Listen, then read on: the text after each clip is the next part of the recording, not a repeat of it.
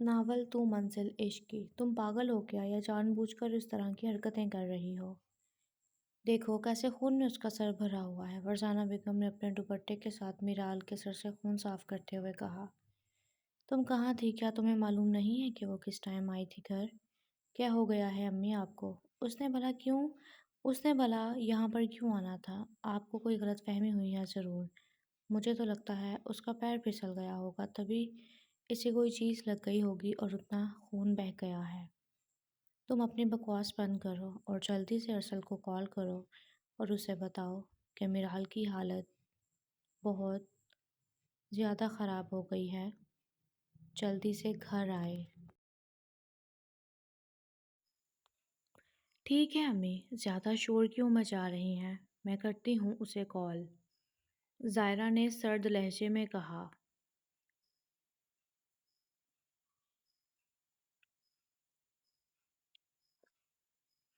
कैसे भी करके अपनी भाभी को मनाओ कि वो अपनी बहन को राज़ी करे।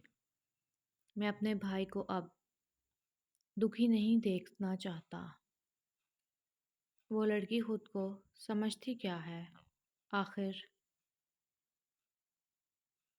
इतना हैंडसम, इतना अमीर इंसान उससे मोहब्बत कर बैठा है, उसकी मिन्नतें कर रहा है शादी करने के लिए, मगर वो न जाने क्या चाहती है।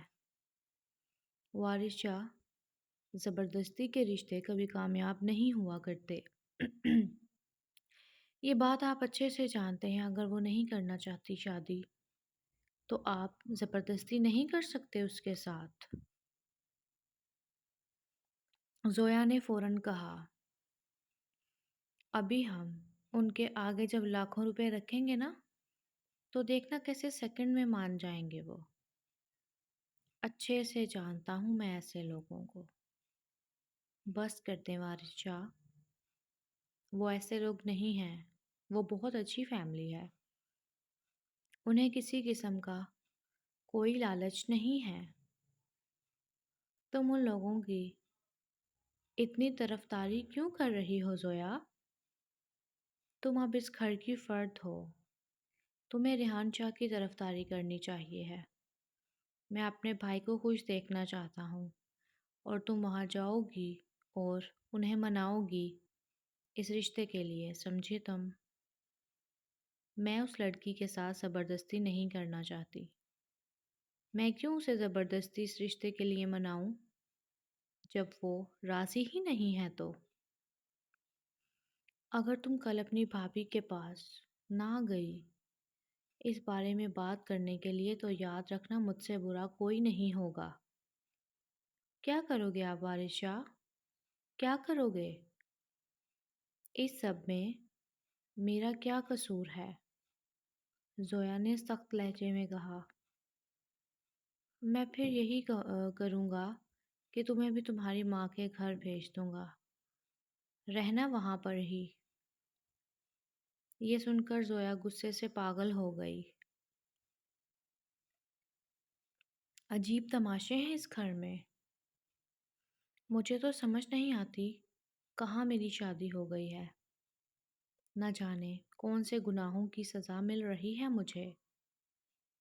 वो दोनों बोल रहे थे कि इतने में सूफी शाह भी अपने कमरे से निकल कर आया।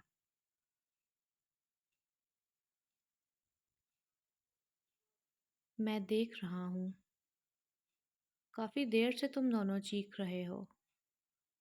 न जाने कब तुम लोगों का मूड ठीक होगा और मैं कब तुम लोगों के साथ एक इम्पोर्टेंट बात डिस्कस करूँगा। कैसी बात बाबा? वारिस शाह ने हैरानगी से कहा। बताता हूँ। पहले तुम मुझे बताओ, तुम दोनों क्यों लड़ रहे हो? किस बात पर लड़ रहे हो? कभी तो प्यार से रह लिया करो। इससे क्यों पूछ रहे हैं आप? मैं बताती हूँ आपको। रेहान शाह जिस लड़की को पसंद करता है, वो लड़की इस रिश्ते के लिए राज़ी नहीं है। तो आपका बेटा चाहता है कि मैं जाकर उनकी मिन्नतें करूं इस रिश्ते के लिए। ज़ोया ने सर्द लहजे में अपने ससुर से कहा। تمہارا دماغ تو خراب نہیں ہو گیا وارث شاہ؟ میں پہلے بھی کہہ چکا ہوں کہ وہاں ریحان شاہ شادی نہیں کرے گا۔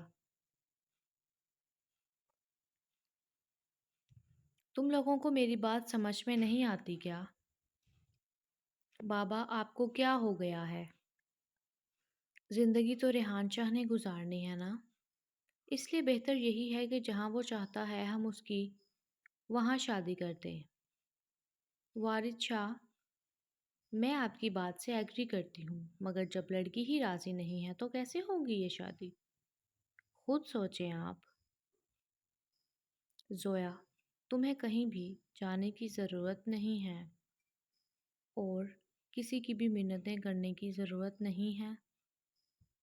میں خود ریحان شاہ سے بات کر کے اسے سمجھا دوں گا،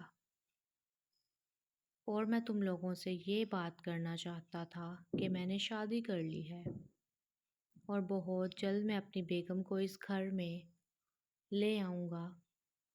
مجھے امید ہے کہ تم لوگوں کو اس کے اس گھر میں رہنے سے کوئی مسئلہ نہیں ہوگا۔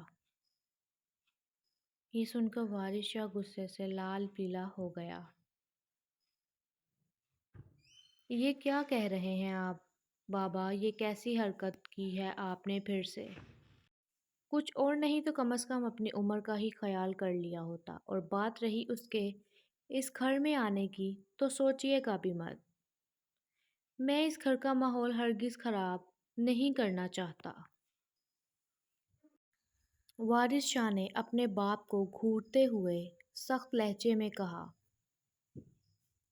اگر وہ اس گھر میں آئی تو میں اس گھر میں نہیں رہوں گی۔ یا تو تمہاری چوتھی امی اس گھر میں رہے گی یا پھر میں۔ زویا غصے میں یہ کہہ کر اپنے کمرے میں چلی گئی۔ سب کچھ میری سمجھ سے باہر ہے بابا، میں لاسٹ ٹائم بول رہا ہوں آپ سے کہ بس کریں، خدا کا واسطہ ہے بس کریں۔ کتنا ذلیل کروائیں گے ہمیں؟ یہاں ریحان شاہ کا رشتہ نہیں ہو رہا اور آپ کو اپنی پڑی ہے۔ پہلے بیٹے کی شادی تو کر لیں، بیٹے کا خیال تو کر لیں، پھر اپنے بارے میں سوچ لیتے۔ دیکھو بیٹا، میں اپنی مرضی کا مالک ہوں، جو میرا دل چاہے گا میں وہی کروں گا، اس لیے بہتر ہے تم لوگ میرے معاملے میں نہ ہی بولو تو اچھا ہے۔ صوفی شاہ نے سگریٹ کا کش لگاتے ہوئے کہا، ٹھیک ہے بابا، نو پرابلم، کریں آپ اپنی مرضی، مگر وہ عورت اس گھر میں نہیں آئے گی۔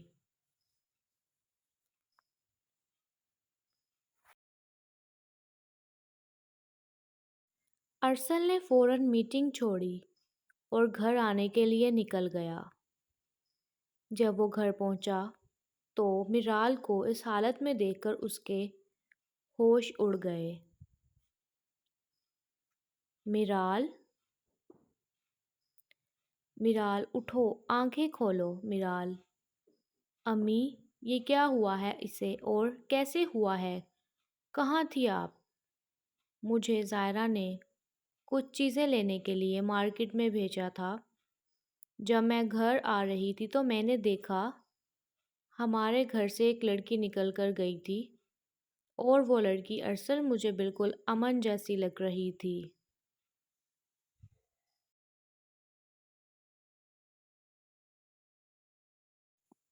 جب میں گھر آئی تو میں نے زائرہ سے پوچھا، اس نے کہا کہ مجھے کچھ معلوم نہیں ہے۔ ارسل، مجھے لگا شاید تم نے امن کو بلایا ہوگا۔ جب میں تمہارے کمرے میں گئی تو میرال کو اس حالت میں دیکھ کر میں تو ہکی بکی رہ گئی تھی۔ میری تو جیسے جان ہی نکل گئی تھی۔ امی، اسے ہاسپٹل لے کر جانا ہوگا۔ ارسل کا دل زور زور سے دھڑکنے لگا جب وہ میرال کو اٹھا کر گاڑی تک لے گیا۔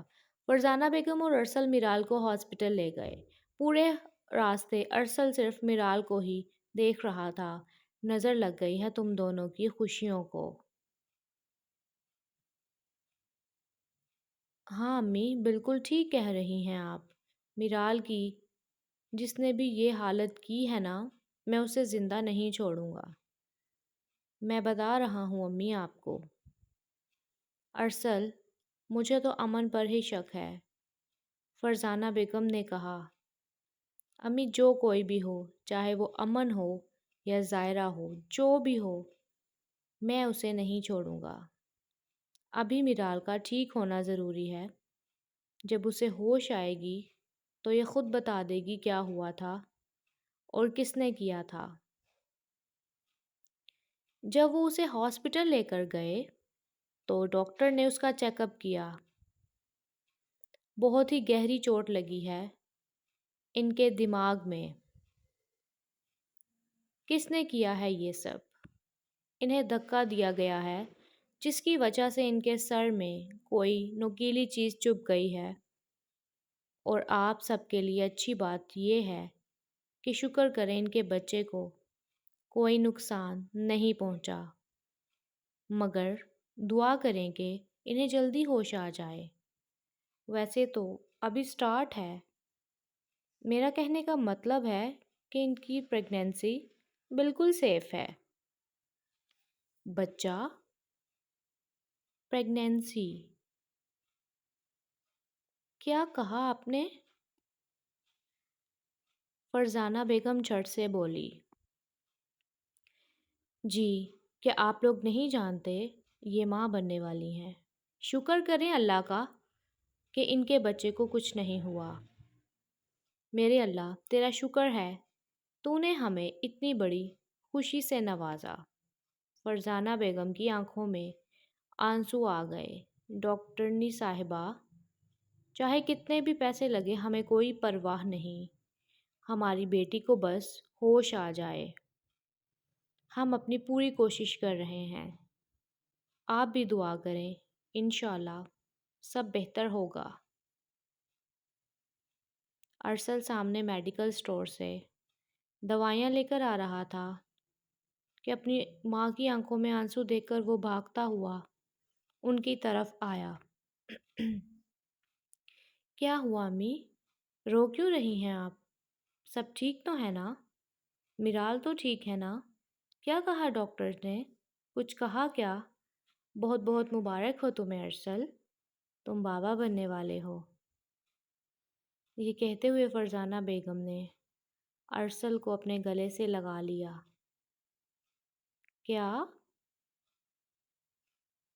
کیا واقعی ہی سچ کہہ رہی ہیں نا آپ امی؟ ارسل کی آنکھوں میں آج پہلی بار آنسو دیکھ رہی تھی فرزانہ بیگم۔ اس نے ارسل کا ماتھا چوما۔ ہاں میری جان، یہ سچ ہے، ہمارے گھر میں بہت بڑی خوشی دی ہے اللہ نے۔ امی مجھے سچ میں ابھی تک یقین نہیں آ رہا، اور میرال نے بھی نہیں بتایا مجھے۔ ڈاکٹر نے کہا ہے ابھی 3 ہفتے ہی ہوئے ہیں، ہو سکتا ہے اسے بھی ابھی محسوس نہ ہوا ہو۔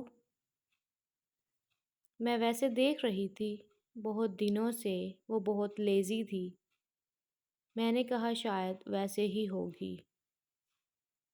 اس خوشی میں وہ میرال کا درد ہی بھول بیٹھے تھے۔